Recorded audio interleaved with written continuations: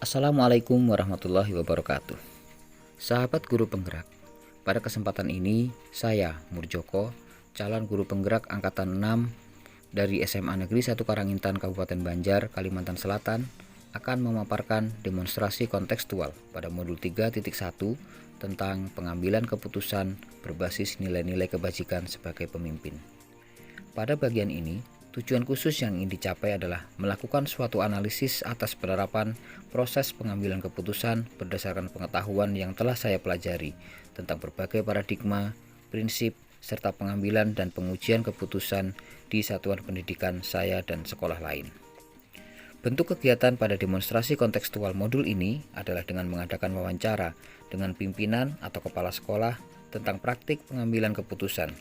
Saya berkesempatan untuk mengadakan wawancara dengan 2 orang kepala sekolah di wilayah Kabupaten Banjar. Yang pertama adalah Ibu Hajah Ayu Herlina Rustam, SHUT MPD. Beliau adalah atasan saya sendiri, Kepala Sekolah Penggerak SMA Negeri 1 Karangintan. Yang kedua adalah Bapak Saryono SPD, Kepala SMA Negeri 2 Martapura. Berikut adalah materi wawancara yang saya lakukan bersama mereka. Dan inilah proses wawancara yang saya lakukan.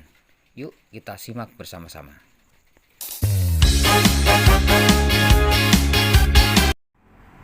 Selamat siang Ibu. Terima kasih atas waktu yang Ibu sediakan buat saya dari calon guru penggerak untuk mengadakan wawancara tentang pimpinan yang mengambil keputusan berdasarkan nilai-nilai kebajikan dalam visi kepemimpinan di satuan pendidikan guru. Ada beberapa item pertanyaan yang akan saya ajukan kepada Ibu dan mudah-mudahan Ibu bersedia untuk memberikan jawaban. Kita langsung masuk ke pertanyaan pertama, Bu. Pertanyaan mana Ibu dapat mengidentifikasi kasus-kasus yang merupakan dilema etika atau rujukan moral? Ya, baik, Pak Joko, terima kasih atas kesempatannya. Hari ini mungkin untuk mengidentifikasi itu sebenarnya sederhana aja ya, karena ada 2 hal kasus yang biasanya kita hadapi di dalam setiap sekolah itu ya, terutama yang berhubungan dengan siswa kita. Kadang-kadang ada kasus itu yang berarahnya ke dilema etika dan juga ada yang berarah ke dilema rujukan moral. Nah, 2 hal ini adalah 2 hal yang berbeda ya. Kalau dilema etika itu tentu saja adalah kasus itu memiliki alasan atau 2 hal yang sama-sama benar. Kalau kita berikan dia hukuman bisa juga benar. Kalau tidak kita beri hukuman juga bisa dianggap juga benar karena memang alasannya juga benar ya. Tetapi kalau untuk rujukan moral itu jelas 2 hal yang berbeda dan ada terbaca, dapat terlihat nilai plus, nilai baik dan nilai buruknya, nilai salah dan nilai benarnya. Jadi kita itu 2 hal yang berbeda dan bisa kita identifikasi nanti. Kalau memang kasus itu masuk 2 hal yang sama-sama baik, sama-sama benar dan tidak masih bisa menguntungkan atau tidak menyalahkan anak, merugikan anak, maka itu bisa dikatakan sebagai dilema etika ya. Contohnya seperti misalnya anak itu datang terlambat ya. Datang terlambat itu kan dia kalau dari segi aturan tata tertib dia kalau kita beri sanksi memang benar juga karena dia sudah melanggar aturan sekolah. Tetapi kalau kita cari tahu alasan anak itu kenapa terlambat, oh ternyata memang alasan itu masuk akal, mungkin karena dia ada kendala di jalan atau karena pemogokan atau karena membantu orang tua yang gak bisa dihindari. Nah, itu juga alasan yang benar. Dan kalau kita tidak beri sanksi itu juga tidak masalah, benar saja juga keputusan kita. Nah, tetapi kalau rujukan moral itu maka itu jelas terlihat itu salah atau benar. Maka kita bisa aja mengasih opsi memberikan hukuman atau sanksi ya, sanksi dalam artian positif untuk kasus yang dianggap salah tadi. Nah, seperti itu. Terima kasih. Kemudian untuk yang pertanyaan kedua, Ibu, selama ini bagaimana Ibu menjalankan keputusan-keputusan di sekolah, terutama untuk kasus-kasus di mana ada dua kepentingan yang sama-sama benar atau sama-sama mengandung nilai kebajikan. Iya, ya ini tentu saja ini kita harus perlu kehati-hatian Pak Jokola, karena memang kasus yang terjadi di sekolah itu biasanya sering terjadi bahwa kasus itu banyak yang ke arah ke dilema etika tadi ya. Nah, dan itu juga perlu kita kaji dan kita analisis kembali. Jadi kasus itu kita analisis bersama-sama biasanya dengan tim ya, baik itu Wakasek, terutama yang lebih berhubungan dengan Wakasek kesiswaan. Lalu kemudian kita bisa juga libatkan guru BK, kemudian wali kelas, dan juga siswanya langsung harus kita tanyakan, kita minta penjelasan seperti apa permasalahan atau kasus yang ia lakukan itu kenapa bisa terjadi. Jadi kenapa bisa terjadi, kemudian kasus itu dampaknya seperti apa kalau kita biarkan, dan juga bagaimana kalau kasus itu kita ambil keputusan yang terbaik ya untuk siswa tersebut yang tidak jauh dari nilai etika ya kan, nilai tanggung jawab, dan juga nilai kebajikan tadi. Baik, kemudian untuk pertanyaan ketiga Ibu, langkah-langkah atau prosedur seperti apa yang biasa Ibu lakukan selama ini dalam mengambil keputusan? Oh ya, jadi prosedur tadi mungkin sedikit sudah disampaikan ya, tadi dari poin 2 sudah kita singgung sedikit bahwa kalau kasus itu misalnya sederhana saja atau bisa kita atasi sendiri atau mungkin dengan diskusi bersama saat itu juga itu bisa. Tetapi kalau memang kasus itu lebih ke arah mungkin ke hal yang lebih khusus ya, atau yang agak lebih berat, maka kita harus mengumpulkan beberapa tim ya, terutama kita harus membicarakan ini dengan tim BK, wali kelasnya seperti apa, kemudian juga Wakasek, lalu juga tim disiplin dan sebagainya. Nah, ini keputusan yang kita ambil itu tidak boleh sepihak, tidak boleh kita mengambil keputusan itu berdasarkan kemauan kita. Tidak boleh keputusan itu semau-mau kita, hari ini kita putus seperti ini.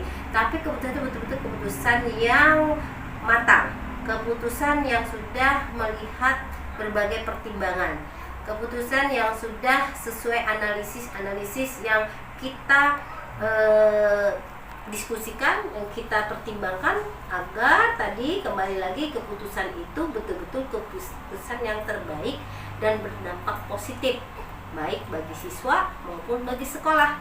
Nah, seperti itu. Baik, Bu. Kemudian pertanyaan berikutnya, hal-hal apa saja yang selama ini Ibu anggap efektif dalam pengambilan keputusan pada kasus-kasus dilema etika? Iya, untuk hal yang efektif ya untuk dilema etika itu tadi. Jadi kita mengambil keputusan itu harus betul-betul melihat baik buruknya, kemudian dampak positif negatifnya seperti apa, dan juga nanti bagi perubahan nilai karakter dari anak tersebut. Nah, jadi kita juga tidak boleh itu mengambil keputusan itu tergesa-gesa ya. Jadi kita betul-betul bersama-sama untuk mengkaji lebih dalam lagi, lebih detail lagi permasalahannya sejauh mana, tingkat kerumitannya atau tingkat keparahannya gitu ya. Nah, kalau memang itu masih bisa kita toleransi dan itu masih tidak mengganggu, artinya tidak membahayakan, maka itu kita akan ambil keputusan yang lebih bijak untuk toleransi kepada anak-anak kita. Gitu. Baik, Bu. Kemudian pertanyaan nomor 5, Ibu, hal-hal apa saja yang selama ini Ibu anggap merupakan tantangan dalam mengambil keputusan pada kasus-kasus yang merupakan kasus dilema etika?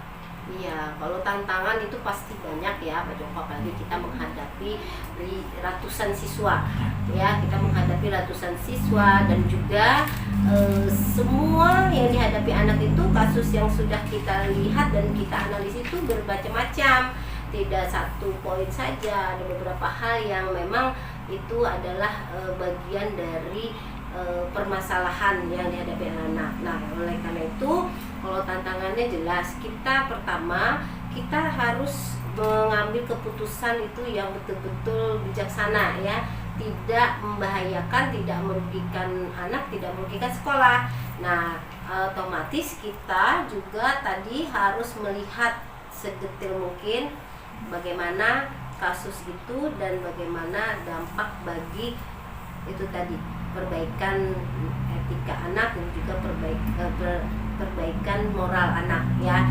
Karena pada dasarnya kita ini tidak hanya ingin memberikan materi atau cuma sekedar mengajar guru itu, tetapi juga kita perbaikan nilai-nilai etika, perbaikan nilai karakter ya, termasuk moral itu perlu kita kuatkan, kita gali lagi dan kita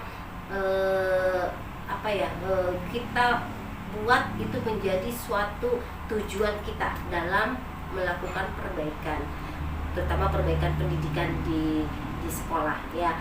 Nah itu. Baik, itu untuk pertanyaan berikutnya, apakah ibu memiliki jadwal dalam menyelesaikan kasus dilema etika? Kemudian kalau ibu tidak memiliki jadwal, apakah ibu juga pernah menyelesaikan sebuah kasus itu secara langsung di tempat? Dan jika memiliki jadwal, bentuk dan prosedur seperti apa yang biasanya ibu jalankan? Iya, jadi gini, kita lihat dulu Pak Joko kasusnya seperti apa. Kalau memang kasusnya itu lebih ke arah dilema etika, itu kan adalah kasus yang bisa kita lihat tingkat kebenarannya atau hal positifnya seperti apa bisa kita lihat. Tetapi kalau kasus itu lebih ke arah rujukan moral, nah itu kan mungkin bisa lebih berat lagi dan mungkin akan lebih hati-hati lagi kita mengambil keputusan. Jadi kalau misalnya kita mengambil keputusan saat itu juga bisa kita lakukan, kita lihat situasi. Nah misalnya kasus yang itu dianggap masih ringan dan juga tidak berdampak negatif bagi yang lain dan juga anak itu, dan hari itu juga sudah kita mendengarkan informasi atau penjelasan langsung dari siswanya, maka bisa saja kita dengan diskusi sebentar dengan tim atau wakasek kesiswaan atau guru BK pada saat itu ada, kita bisa langsung mengambil keputusan yang spontan juga bisa. Nah tetapi kalau memang kasus itu lebih ke arah rujukan moral dan itu memang ada hal yang kita anggap salah, dan walaupun itu mungkin dianggap siswanya benar, maka itu harus lebih detail lagi kita mengkaji, mendalami permasalahan atau kasus itu seperti apa. Oleh karena itu kita perlu menjadwalkan. Nah kalau kita menjadwalkan, otomatis kita akan meminta informasi dari sumber-sumber guru-guru yang terlibat di sana. Salah satunya kita akan minta informasi dari, pertama mungkin wali kelas, kedua kita minta informasi dari guru BK yang mendampinginya, yang sering mungkin apakah anak ini sering bermasalah seperti ini, ataukah ini baru pertama kali, ataukah ini belum pernah. Nah ya, jadi itu jadi pertimbangan-pertimbangan kita. Kemudian dari wali kelas sudah, tadi dari siswanya langsung juga kita tanyakan lagi.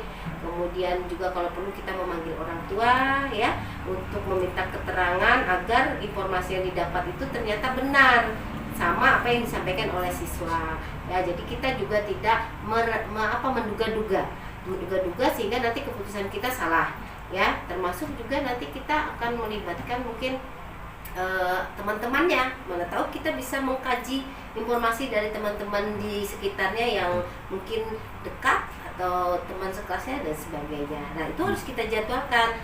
Kalau perlu lebih berat lagi, misalnya kita bisa melakukan home visit kepada orang tuanya. Kalau misalnya orang tuanya begitu kita panggil pemanggil orang tua, mereka tidak bersedia hadir. Nah seperti itu.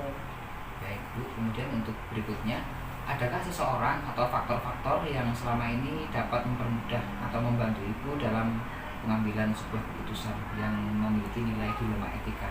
Oh tentu banyak sekali faktor-faktor yang sangat membantu dan mendukung ya, terutama tim-tim hebat yang ada di sekolah itu sangat berperan, karena kita juga nggak akan mengambil keputusan tanpa mendapatkan informasi yang lengkap ya.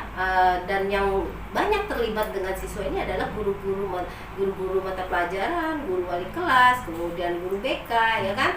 Nah, wakasi kesiswaan, maka kita akan kumpulkan informasi-informasi itu menjadi suatu sumber yang valid dan bisa kita pertanggungjawabkan agar nanti keputusan yang kita ambil itu betul-betul tidak merugikan anak, tapi berfokus pada anak ya, berfokus dalam anaknya, artinya agar hasilnya itu berdampak positif, kemudian juga tidak keluar dari nilai-nilai etika ya, nilai-nilai moral, dan juga yang penting itu adalah dapat dipertanggungjawabkan. Jadi keputusan kita itu harus konsisten dan dapat dipertanggungjawabkan. Kemudian untuk pertanyaan terakhir Ibu, sebelum kita mengakhiri sesi wawancara hari ini, dari semua hal yang telah Ibu sampaikan tadi, pembelajaran apa yang kira-kira Ibu dapat petik dari pengalaman Ibu mengambil keputusan selama menjadi pemimpin di satuan pendidikan ini? Iya. Jadi dari beberapa kasus yang sudah terjadi dan dari beberapa kesimpulan atau langkah-langkah kita mengambil keputusan, maka yang sangat penting adalah pembelajaran yang kita dapat adalah bahwa kita itu tidak boleh mengambil keputusan itu semaunya. Mengambil keputusan itu tidak boleh tergesa-gesa. Dan juga yang sangat penting adalah keputusan yang kita ambil itu adalah keputusan yang terbaik, yang bijaksana, dan sudah berdasarkan analisis dan juga kajian yang lebih dalam dari kasus yang terjadi di anak tersebut, terutama di sekolah kita. Nah, sehingga tadi seperti yang sudah saya sampaikan bahwa kesimpulan keputusan yang kita ambil itu tidak lepas dari nilai-nilai etika, nilai-nilai moral, tidak lepas dari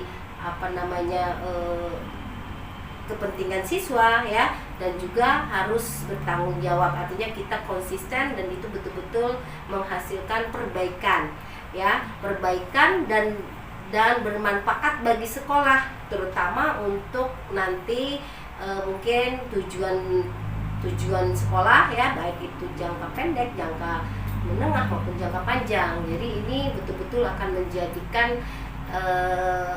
contoh yang baik lah. Jangan sampai nanti kita salah mengambil kebijakan, dampaknya adalah siswa lain akhirnya mengikuti dan juga tidak menjadikan ini sebagai perbaikan, perubahan terhadap nilai karakter anak kita. Nah, seperti itu. Ya, luar biasa Ibu, betul-betul menginspirasi jawaban yang Ibu berikan tadi, dan mudah-mudahan ini bisa memberikan pengalaman berharga bagi kami di pelatihan calon guru penggerak. Terima kasih atas waktunya. Sama-sama Pak Joko, mudah-mudahan sukses selalu guru penggerak. Oke.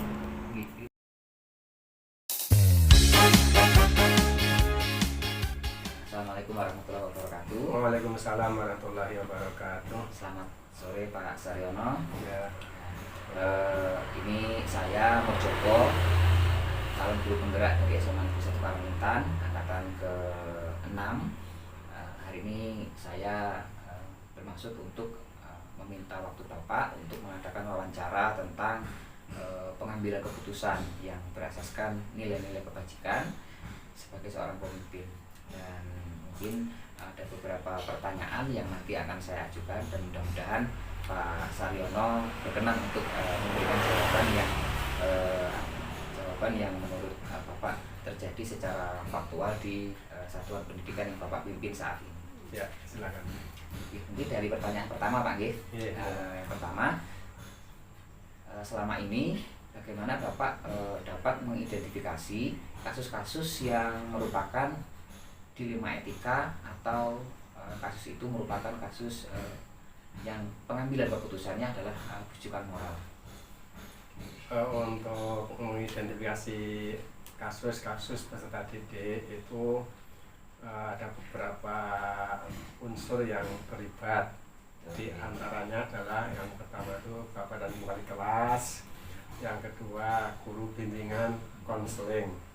Itu kedua unsur tersebut baik wali kelas maupun BK itu mereka ada cara tersendiri untuk mengidentifikasi ataupun mendeteksi terjadinya kasus-kasus di sekolah yang dialami oleh peserta didik.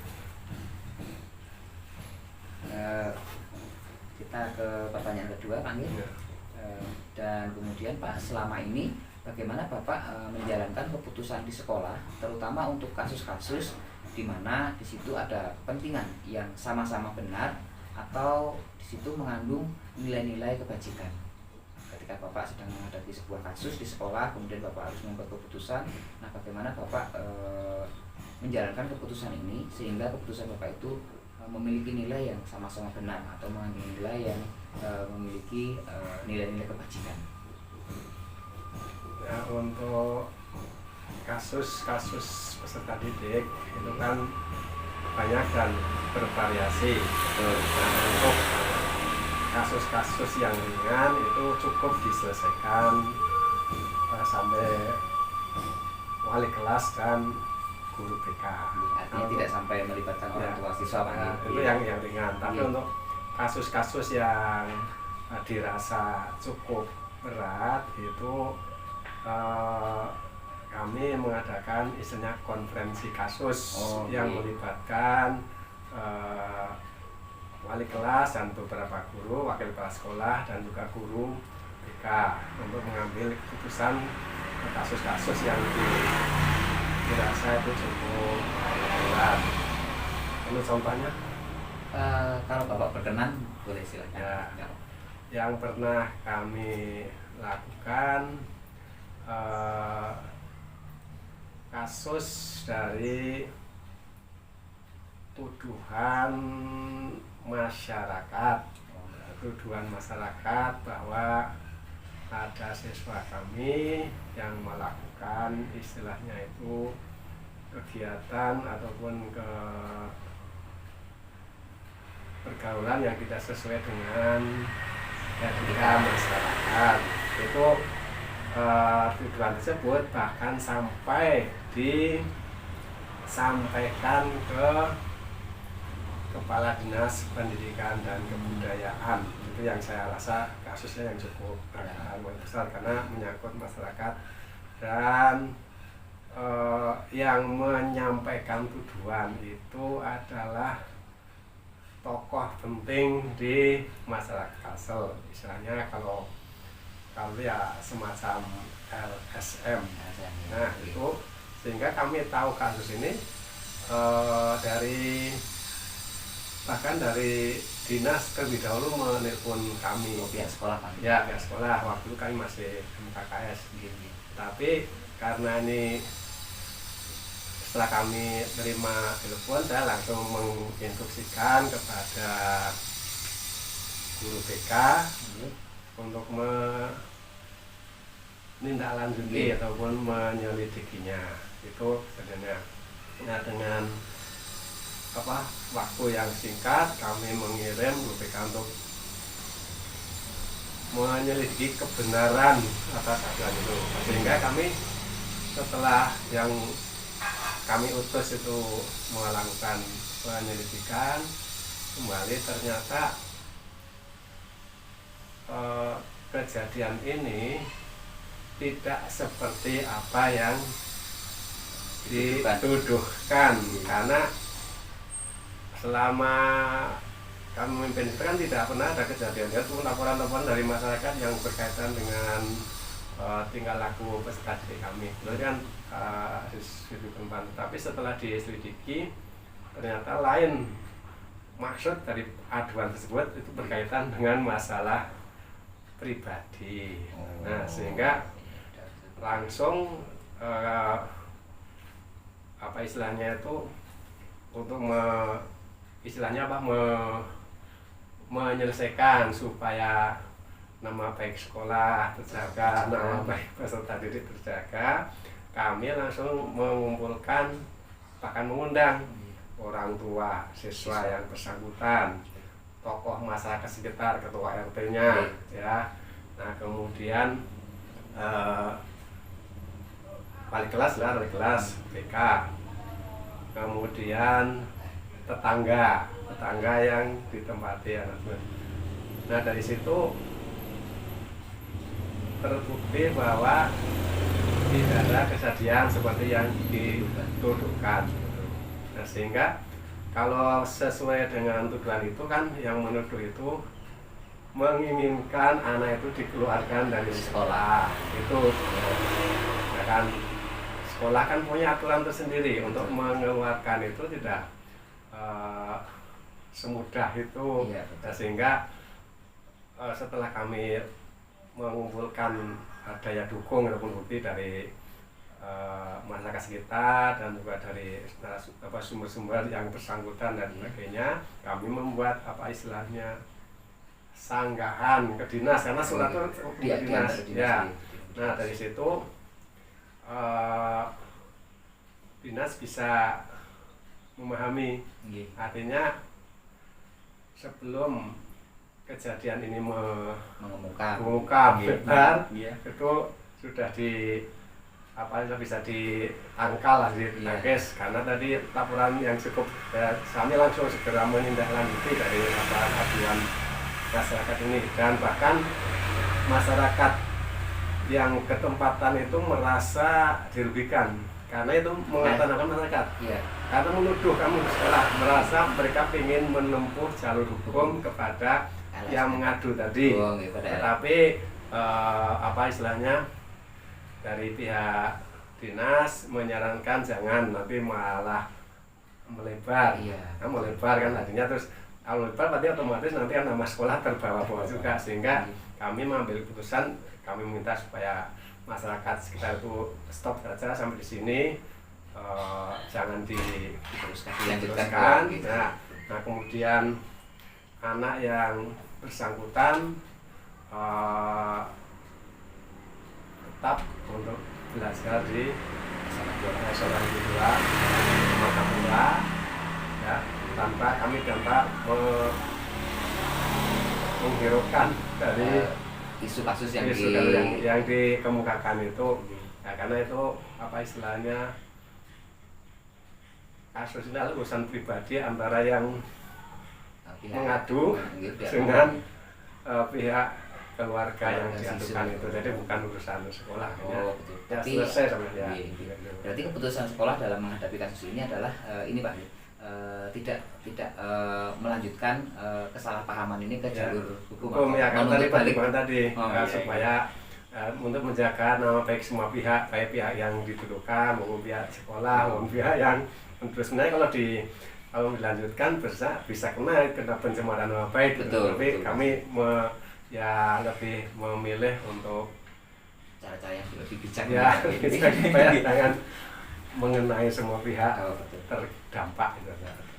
Ya, berarti dari penjelasan Bapak tadi saya bisa menangkap bahwa cara-cara yang ditempuh oleh Satuan Pendidikan SMA Negeri 2 Martapura ini memiliki prosedur-prosedur yang Bapak laksanakan sehingga hasilnya keputusan itu bisa dihasilkan dan tidak merugikan pihak sekolah juga pihak lain itu Pak. Ada prosedur yang memang harus Bapak jalankan sebelum mengambil keputusan itu. Nah kemudian pertanyaan berikutnya Pak, karena pertanyaan ketiga tadi menyangkut prosedur dan sepertinya sudah Bapak jelaskan. Kita masuk ke pertanyaan berikutnya ini Pak, hal-hal apa saja yang selama ini Bapak anggap efektif dalam pengambilan keputusan pada kasus-kasus dilema etika? Untuk menangani kasus-kasus yang berkaitan dengan dilema etika itu kan kita sangat hati-hati, jangan sampai tadi merugikan kedua belah pihak yang bermasalah. Nah, sehingga untuk mengambil keputusan ini kami harus betul-betul tahu betul duduk permasalahan yang terjadi. Jadi tahu duduk permasalahan yang terjadi. Nah kemudian mencari solusi ataupun penyelesaian yang istilahnya win-win solution. Tidak tidak merugikan kedua pihak, tetapi juga tidak mengurangi apa istilahnya itu kewibawaan sekolah, ya. Jadi sekolah punya aturan tata tertib, tidak terlanggar, tapi kemudian yang peserta didik atau siapapun yang berkasus juga merasa istilahnya itu terayomi dengan keputusan yang diambil gitu. Luar biasa Pak. Gitu. Ya. Jadi betul-betul bisa menghasilkan keputusan yang bijaksana, bukan hanya untuk sekolah tapi juga untuk pihak lain yang terlibat dalam kasus tersebut Pak. Gitu. Ya. Nah kemudian untuk berikutnya Pak, hal-hal apa saja yang selama ini Bapak anggap sebagai sebuah tantangan dalam pengambilan keputusan pada kasus-kasus yang seperti Bapak jelaskan tadi, yang mungkin ini memberikan tantangan tersendiri buat Bapak untuk membuat keputusan? Tantangan yang paling besar ataupun urgent menurut saya adalah sekarang ini dengan berkembangnya teknologi, yaitu kalau ada sesuatu yang viral di media sosial itu tantangan yang paling besar. Karena kadang-kadang sekolah belum tahu kalau itu sudah viral kan, akhirnya jadi melebar kemana-mana. Itu tantangan luar yang di luar kepentingan sekolah pun akhirnya jadi tahu. Nah itu jadi itu yang paling besar itu viral di media sosial, atau bahkan kalau sudah di media sosial akan melebar ke media massa. Itu tantangan bagi sekolah itu. Nah, betul. Jadi menurut Bapak hal yang paling menantang berbagai kasus yang pengambilan keputusannya pun juga mungkin dirasa sulit adalah kasus-kasus yang berhubungan dengan ini Pak, dengan media sosial. Media sosial dan media massa. Media massa. Ya, gitu. Kemudian Pak, berikutnya apakah Bapak memiliki jadwal tertentu dalam menyelesaikan sebuah kasus, ataukah Bapak menyelesaikan langsung di tempat? Dan jika penyelesaian kasus yang Bapak alami di satuan pendidikan Bapak, seperti apa prosedur yang Bapak jalankan dalam menyusun jadwal penyelesaian kasus tersebut? Ya. Untuk kasus-kasus ringan atau kecil itu langsung dieksekusi di tempat. Itu misalnya siswa yang terlambat, siswa yang melanggar tata tertib yang ringan, itu langsung diselesaikan supaya selamat. Tapi untuk kasus-kasus yang agak berat itu kan perlu penyelesaian yang bijaksana, sehingga biasanya kan dijadwalkan itu paling cepat itu 3 minggu ataupun sebulan. Jadi setelah yang berkepentingan dengan urusan ini, baik guru BK, wali kelas ataupun guru mapel, itu bisa mencari istilahnya referensi atau kasus ini sampai bisa terjadi itu kronologinya bagaimana, sehingga setelah ada bahan untuk disampaikan di istilahnya tuh pertemuan ataupun konferensi kasus, itu masing-masing sudah ada bahan, sehingga dalam mengambil keputusan itu tidak diharapkan seminimal mungkin tidak salah. Karena memang data yang diperoleh adalah data yang akurat gitu. Dan kemudian Pak, untuk pertanyaan berikutnya, adakah seseorang atau mungkin kelompok komunitas beberapa orang atau faktor-faktor yang selama ini mempermudah atau membantu Bapak dalam pengambilan sebuah keputusan di sekolah Bapak? Ya, untuk pengambilan keputusan, karena ini adalah keputusan bukan untuk pribadi dan sekolah, tentunya kami melibatkan ya tentunya tidak semua orang, orang-orang yang saya anggap saya percaya dan punya kemampuan untuk menyelesaikan kasus ataupun masalah yang terjadi. Memang ada, jadi baik itu dari unsur pengelola sekolah seperti Pak Kasek, kemudian juga guru-guru senior. Nah itu kami libatkan, termasuk juga yang tidak kalah penting adalah guru BK. Ya. Jadi sifatnya dalam pengambilan keputusan itu Bapak melakukan prosedur secara kolaboratif gitu Pak, ya, melibatkan beberapa pihak yang memang Bapak anggap memiliki kompetensi untuk membantu menyelesaikan persoalan yang terjadi. Baik Pak, kemudian untuk pertanyaan yang terakhir, Dari semua yang telah tadi Bapak sampaikan, pembelajaran atau hikmah yang bisa Bapak petik dari pengalaman Bapak dalam mengambil keputusan itu apa, Pak? Ya, memang dalam mengambil keputusan, apapun keputusan yang kita ambil itu yang pertama adalah bahwa di dalam melaksanakan tugas sebagai kepala sekolah maupun sebagai guru dan pengurus sekolah itu pasti ada tantangan dan permasalahan yang harus dihadapi dan harus diselesaikan. Nah, sehingga saya mempunyai prinsip istilahnya tidak ada kehidupan tanpa masalah. Tinggal kita bagaimana menghadapi masalah tersebut supaya terselesaikan. Yang kedua, apapun keputusan yang kita ambil tentunya tidak mungkin akan memuaskan semua pihak. Pasti ada pihak-pihak yang merasa tidak puas. Tapi kita harus bisa menerjemahkan keputusan kita ambil ini adalah keputusan yang terbaik di antara keputusan yang baik, sehingga diharapkan keputusan yang kita ambil ini sebagai solusi yang bermanfaat untuk semuanya, tidak hanya bermanfaat satu orang, tapi bermanfaat untuk satu lembaga atau satu lembaga sekolah atau keluarga besar sekolah. Jadi luar biasa Pak. Jadi banyak sekali pelajaran yang bisa kita ambil dari cara-cara kebijaksanaan Bapak dalam menyikapi sebuah kasus, sehingga dapat menghasilkan keputusan yang memang kalau kita berharap bisa memuaskan semua orang itu sulit, tapi biar bagaimanapun tinggal bagaimana sekolah menerjemahkan keputusan tersebut menjadi keputusan yang betul-betul bijak untuk semua orang gitu kan. Baik Pak Saryono, luar biasa hari ini. Terima kasih atas waktu yang Bapak berikan. Kita sedikit berbincang-bincang tentang pengalaman Bapak dalam pengambilan keputusan, dan mudah-mudahan ini bisa menjadi pelajaran dan pengalaman berharga bagi kami selama menjalani proses pelatihan di calon guru penggerak angkatan 6. Amin. Terima kasih Pak Saryono. Sama-sama, dan sukses dalam menyelesaikan tugas bagi penggerak. Terima kasih Pak.